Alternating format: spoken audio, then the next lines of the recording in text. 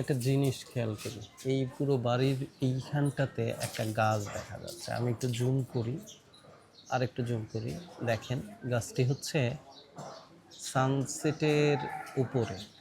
গাছটি মনে হয় না যে এখানে কেউ লাগাইছে, কারণ হচ্ছে এইদিকে গাছ আছে,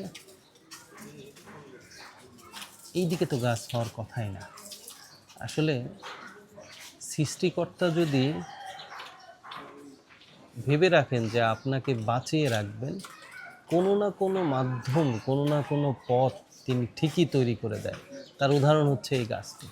এইখানে এই গাছটি থাকার কোনো প্রশ্নই ওঠে না, কিন্তু আল্লাহ তাআলার অশেষ রহমতে গাছটি কিন্তু দিব্যি এখানে বড় হচ্ছে, গাছে ফুলও আসছে এবং গাছ মোটামুটি ভালো বড় হয়েছে। আল্লাহর সৃষ্টি সত্যিই মহিমা এত এত গভীর, আসলে সাধারণ মাথায় এটা চিন্তা করলে আমরা আসলে এর কোনো কুল কিনারা করতে পারবো না। তাই আল্লাহ চাইলে সবই সম্ভব।